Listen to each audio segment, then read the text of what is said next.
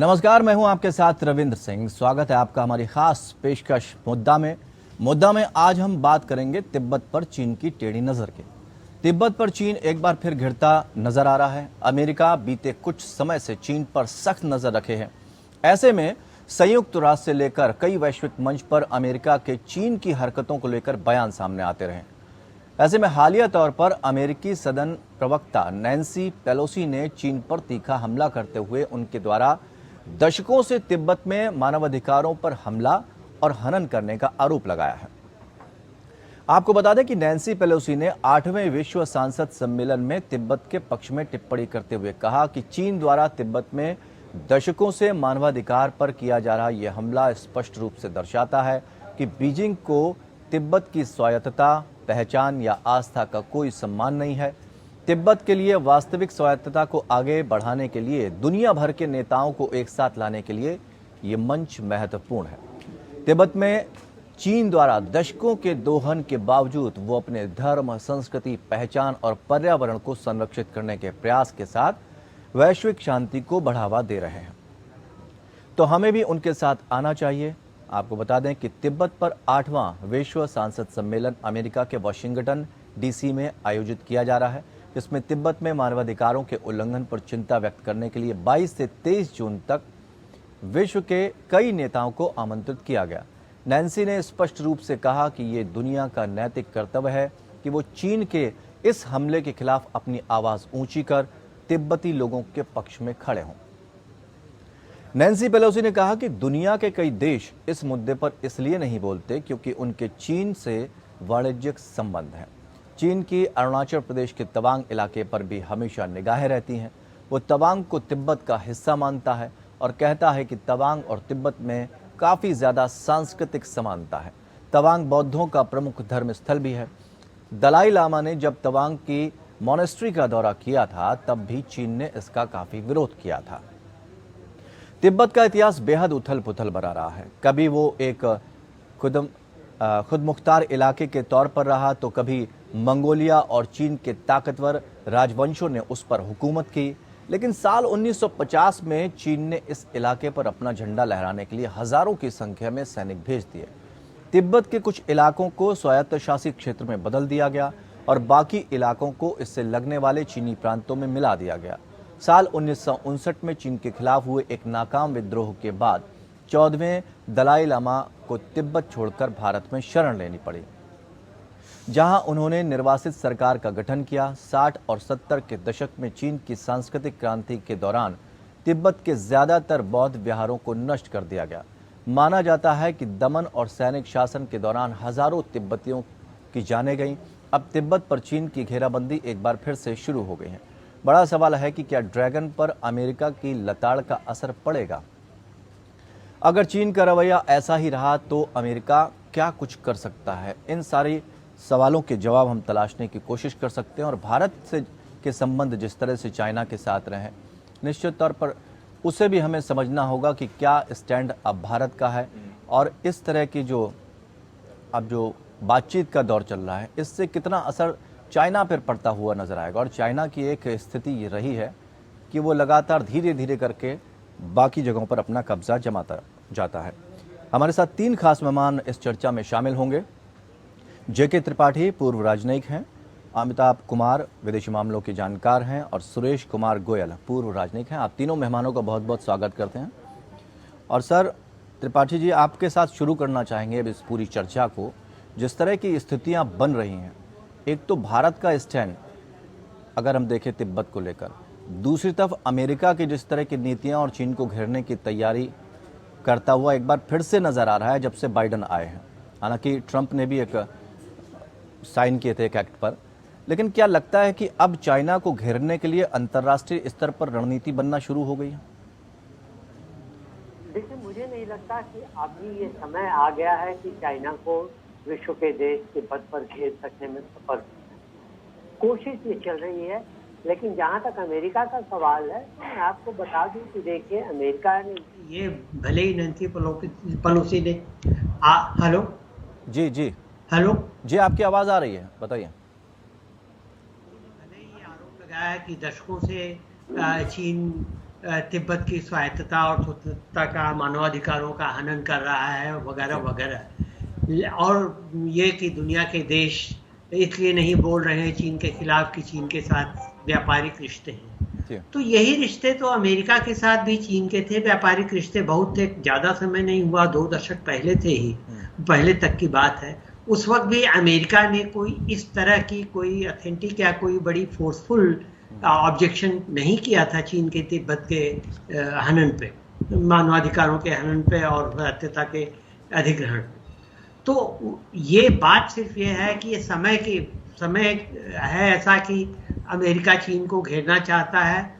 हाँ, ये चीज ये है कि चीन अमेरिका की, ये बात जो आप कह रहे हैं कि चीन अमेरिका की कितनी बात मानेगा, चीन के ऊपर प्रेशर कितना पड़ेगा, थोड़ा बहुत प्रेशर पड़ेगा। वो इसलिए कि नॉर्मली वो नहीं पड़ता, लेकिन अभी चूंकि चीन को कई मोर्चों पे घेरा जा रहा है, इसलिए ये एक मोर्चा भी थोड़ा सा प्रेशर डाल सकता है, लेकिन मुझे नहीं लगता कि इससे कोई बहुत ज्यादा फर्क पड़ने वाला है। जी सुरेश जी, आपसे भी हम समझना चाहेंगे, चूंकि 2003 में जिस तरह की बात हुई, हम भारत के स्टैंड को आपकी तरफ से समझना चाहेंगे कि भारत की क्या तिब्बत को लेकर जो नीतियां थी वो पहले से कमजोर पड़ी, क्योंकि अंतर्राष्ट्रीय स्तर पर पहले आवाज उठाया करता था भारत, अब इस तरह की कोई आवाज सुनाई नहीं पड़ी। देखिए, आप जो कह रहे हैं कि भारत की आवाज पहले सुनाई पड़ती थी और अब सुनाई नहीं पड़ती है, अगर मैं देखूं कि जो भारत का स्टैंड रहा है पहले से ही, शुरू से ही, अब मैं 30 साल पहले की बात भी नहीं करूंगा जी, मैं तभी से बात करूंगा जब से दलाई लामा ने भारत में शरण ली और उनको धर्मशाला में जगह मिली वहां पर, और धर्मशाला में दलाई लामा को ये दी गई एज कि बुद्धिज्म के रिप्रेजेंटेटिव है, हाईएस्ट लेवल हेड है वो, और वहां पर उन्होंने अपनी एक गवर्नमेंट इन एग्जाइल भी स्थापित करी। उसके ऊपर भी भारत का अगर समर्थन और समर्थन की बात ही नहीं, वो चल रहा है वहां पर जी। अगर हम पॉलिटिकल ग्रुप पर देखें जी, हमने दलाई लामा को शरण दी एक स्पिरिचुअल रिलीजियस हेड के तौर पर। इसके साथ ही हमने साफ साफ ये भी माना कि तिब्बत चीन का हिस्सा है और तिब्बत चीन का हिस्सा रहेगा जहां तक हमारी मानने की वाली स्थिति है ये जी। तो अगर वो देखा जाए तो हमारा जो एक रुख है बिल्कुल साफ रहा है कि तिब्बतन्स की जो ह्यूमन राइट थे जी, उनका सप्रेशन नहीं होना चाहिए, तिब्बत का कैरेक्टर चेंज नहीं होना चाहिए, एक जो कल्चरल, और ये बात हमने बार बार खुल करके कही है जी, ह्यूमन राइट्स काउंसिल भी कही है, यूएन ने भी कही है, और जितने भी सम्मेलन है सब काउंसिल में कहा है। अगर आपको याद हो 8 साल पहले ये जो वर्ल्ड कन्वेंशन है जी, ये भारत में ही शुरू हुई थी ये। तो एक तरह से तिब्बतन्स को उनके मानवाधिकारों के लिए हमारा समर्थन हमेशा रहा है, लेकिन हमें ये समझना होगा कि हम ये नहीं कह सकते हैं कि इस मानवाधिकार की वजह से तिब्बत जो है चीन से अलग हो जाएगा, हम इस हद तक नहीं जा पाएंगे, क्योंकि हमारा, और ना ही यूएस जा पाएगा। यूएस भी तिब्बत को चीन का हिस्सा मानता है, यूरोप भी तिब्बत को चीन का हिस्सा मानते हैं। तो एक तरह ये चीजें जो कॉन्फ्लिक्ट में आ जाती हैं कि पॉलिटिकल लेवल पर तिब्बत चीन का हिस्सा है, लेकिन मानवाधिकार के तौर पर चीन वहां पर जो कर रहा है वो सही नहीं है जी। तो ये रुख हमारा पहले से भी है, अभी वही है जी। अमिताभ कुमार जी, आपके पास आना चाहेंगे और ये समझना चाहेंगे कि एक देश अगर ये कहे कि हमारी संस्कृति, हमारे संस्कार दूसरे देश से मिलते हैं और बहुत सारी चीज़ें अगर पाली जाती हैं किसी खोज में कि आपके देश से मिलती जुलती हैं, तो क्या वो इस बात का दावा कर सकता है, जिस तरह से चाइना हमेशा दावा कर देता है कि हमारी संस्कृति या तो तिब्बत से मिलती है या किसी और देश से मिलती है, और कई देशों में उसने यही नीति अपनाई, थोड़ा थोड़ा करके उस पर कब्जा करने की कोशिश की, या फिर व्यापार बढ़ाया और व्यापार बढ़ाने के बहाने उसने आर्थिक रूप से अगले देश को कमजोर कर दिया। इस तरह की पॉलिसी की क्या काट कोई नजर आ रही है, और ये कितना असर डालेगी आने वाले वक्त में बाकी देशों पर, जैसा कि श्रीलंका सबसे बड़ा एग्जाम्पल इस समय? देखिए, इस दृष्टि से तो भारत का दावा चीन पर पक्का बन जाता है जी, कि चीन की सारी संस्कृति जो है बौद्ध आधारित है, बौद्ध धर्म आधारित रही है और भारत से ही बौद्ध धर्म गया है, तो चीन पर भारत का दावा बन जाता है जी। इस तरह की बातें कर चीन जो है अपनी साम्राज्यवादी लिप्सा की पूर्ति करता है। चीन ने अपने चारों तरफ जितने देश हैं सबके कुछ न कुछ हिस्से पे कब्जा कर रखा है। यहाँ तक कि रूस के साथ भी उसका झगड़ा चलता रहता है और अन्य सारे उसके जो देश हैं सबके साथ उनकी समस्या है। भारत के साथ भी उनकी समस्या। तिब्बत के मामले में जहां तक बात आती है तो तिब्बत मूलतः भारत के साथ रहा है और भारत का एक अंग रहा है। जी तिब्बत प्राचीन दृष्टि से देखें और सांस्कृतिक दृष्टि से देखें तो भारतीय देवताओं का, सनातन धर्म के देवताओं का वो क्षेत्र रहा है और वहां से माना जाता है कि धर्म का प्रादुर्भाव हुआ सनातन धर्म का और सारी दुनिया में फैला, भारत इसका प्रवर्तक। तो इस दृष्टि से भारत के ज्यादा करीब है और तिब्बत को भारत का संरक्षण हमेशा रहा है, जो परिस्थितियों में भी और बहुत नुकसान सहकर भी भारत ने तिब्बत का साथ नहीं छोड़ा है और भारत ये चाहता है कि तिब्बत एक स्वतंत्र देश बने, क्योंकि तिब्बत स्वतंत्र हो जाता है तो चीन जैसे देश से हमारी कोई सीमा नहीं मिलेगी और हमारे बहुत सारे झगड़ों का कारण खत्म हो जाएंगे। लेकिन अगर भारत ने साथ नहीं छोड़ा है तो सिक्किम को लेकर जब चाइना के साथ बातचीत हुई तो शर्त रखी गई सिक्किम और तिब्बत को लेकर, तो वो चीजें क्या भुला दी जाएंगी इतनी आसानी से? नहीं, भुला दी जाएगी की बात नहीं है। बात यह है कि तिब्बत कंप्लीटली एक अलग देश रहा है। भारत ने मजबूरी में या राजनीतिक उस वक्त जो हमारे सत्ता में जो राजनीतिक दल वगैरह रहे उन्होंने किन परिस्थितियों में क्या निर्णय लिया, ये अभी एग्जैक्टली उसको नहीं हम यहाँ पे एनालाइज करने जा रहे हैं, क्योंकि उस समय की परिस्थितियाँ क्या थी कहना मुश्किल है। चीन काफी मजबूत परिस्थितियों में था और चीन भारत को एक बड़े हमले में परास्त कर चुका था एक दृष्टि से हम देखें तो परिस्थितियां बहुत अलग थी। हाल तक हमने देखा है 7-8 साल पहले तक चीन की क्या स्थिति थी।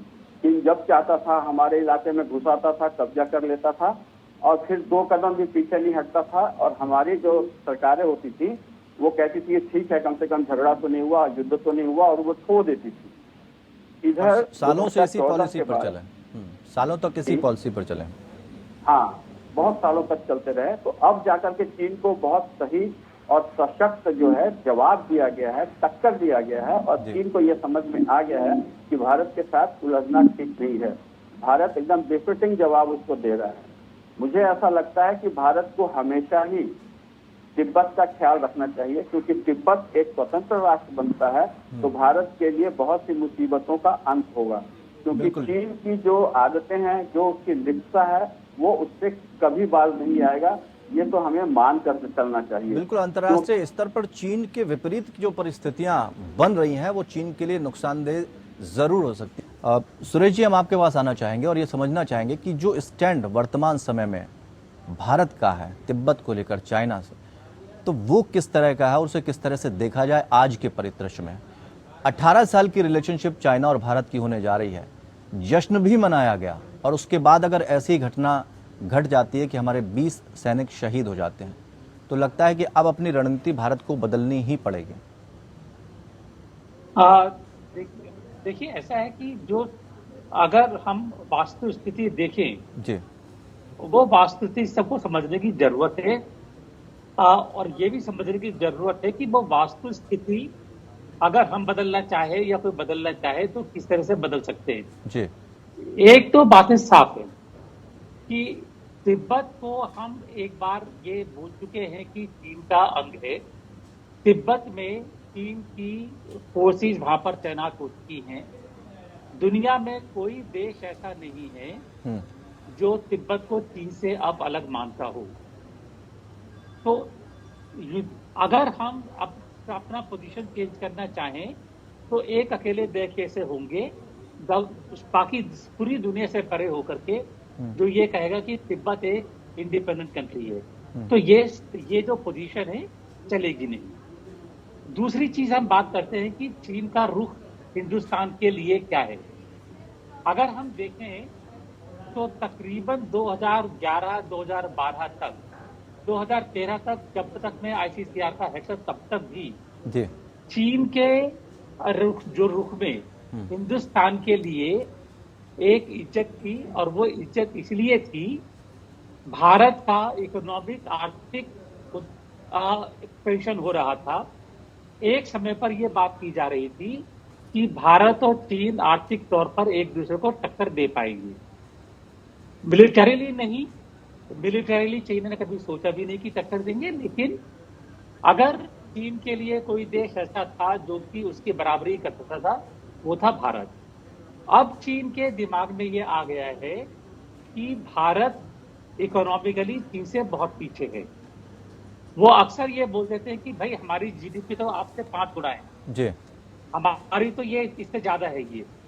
तो अब हमारे को सिचुएशन ये आ गई है कि चीन से टकराव जो शुरू हुआ है वो खत्म होने की हमको उम्मीद नहीं रखनी चाहिए।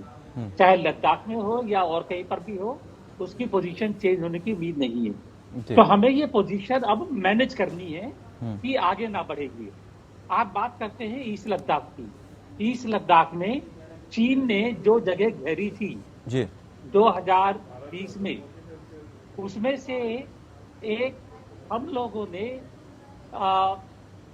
कैलाश हिस्से तो खाली किया है जी, 5 फिंगर्स जो कहलाती है। चीन थोड़ा पीछे खड़े हैं, लेकिन ज्यादातर जगह पर चीन अपनी कब्जा किए हुए बैठा है, बल्कि वहां पर इंफ्रास्ट्रक्चर बना रहा है। अगर हम एक एग्जांपल देखें, जब चीन पीछे हटा था तो वो एग्जांपल था खाली सुंदरम छू का जी, वो था 1970s में जी या लेट 60s में, मेरे को साल याद आ रहा है जी, जब चीन एक बार पीछे हटा और जगह खाली करी।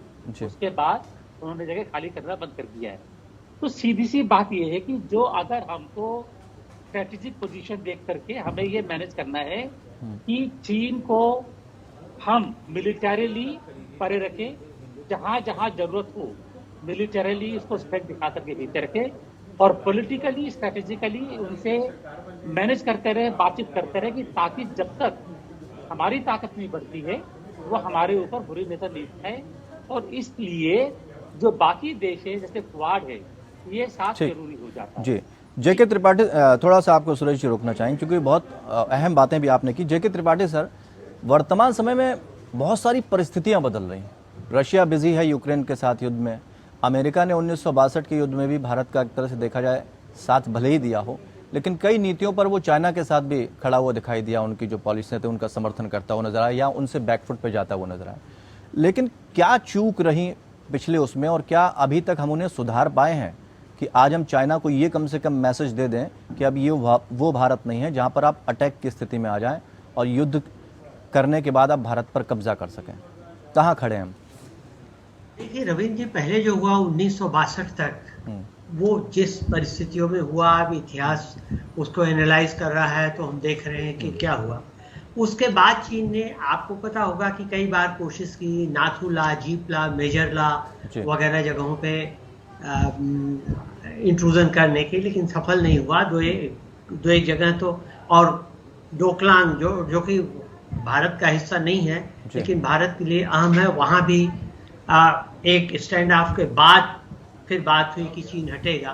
तो ये सब हुआ, लेकिन क्या है कि अभी चीन को एक और मैसेज ये जरूर जा रहा है कि भारत की अर्थव्यवस्था भले ही पिछले 8-10 सालों में चीन से काफी पीछे रह गई है, तिगुनी के करीब का फर्क रह गया है, लेकिन फिर भी अब कोविड के बाद, कोविड मैनेज करने के बाद, अब भारत की अर्थव्यवस्था में जिस गति से बढ़ोतरी होने की संभावना दिखाई जा रही है, वो चीन के लिए एक परेशानी का सबब हो सकता है। ठीक है, वक्त हमारे पास बहुत है कि हम संक्षेप में जवाब चाहेंगे, वक्त बहुत कम है। हम अमिताभ जी से भी एक सवाल लेना चाहेंगे।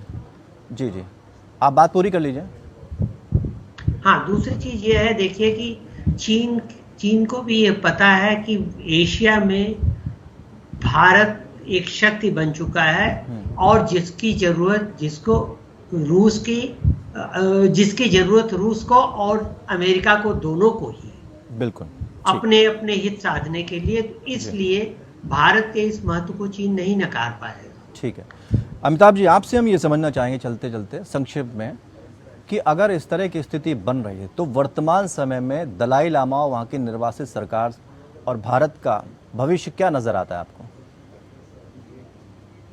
देखिए, दलाई लामा ने तो कहा है कि केवल हमें स्वायत्त स्वायत्तता दे दे वो, हम जी। चीन देश के अंदर ही रहेंगे, लेकिन हमारे प्रदेश को एक स्वायत्तता दे दी जाए, जी। स्थानीय प्रशासन हमारे हाथ में दे दी जाए, तो हम वहाँ पे अपनी सरकार चला लेंगे और हमें कोई दिक्कत नहीं है। वो बिल्कुल अलग देश के इससे भी हट चुके हैं, अपनी शर्तों से हट चुके हैं।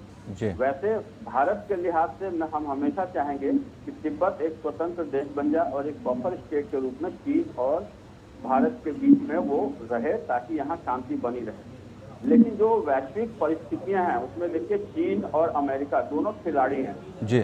चीन को अमेरिका ने आगे बढ़ाया था, भारत की अपनी परिस्थितियां जो भी रही हुई, लेकिन बिल्कुल। चीन आज जिन परिस्थितियों में पहुंच गया है पिछले 30-40 सालों में, उसके लिए अमेरिका ने उसको बहुत सपोर्ट किया है, क्योंकि जी। अमेरिका नहीं चाहता था कि भारत अंतर्राष्ट्रीय स्तर पे एक सशक्त तो कहीं इस मुद्दे पर दोहरी नीति तो नहीं है अमेरिका की?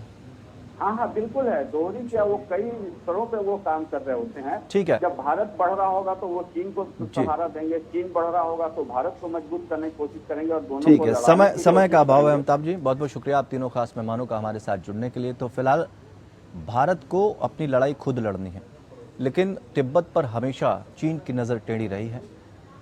अब चाइना हर तरफ से घिरता हुआ नजर आ रहा है, उसको लग रहा है कि वो भरोसा तो खो ही चुका है, व्यापार भी ना खो दे, इसलिए उसे नीतियां शायद बदलनी पड़े। लेकिन भारत अब वो भारत नहीं है जिसको चाइना जैसे देश या अन्य देश टेढ़ी निगाह से देख सकें, क्योंकि सबका व्यापार भी है और सबके हित भी इसी में है कि भारत के साथ संबंध मजबूत रहें। फिलहाल मुद्दा में इतना ही, जुड़े रहिए हमारे साथ।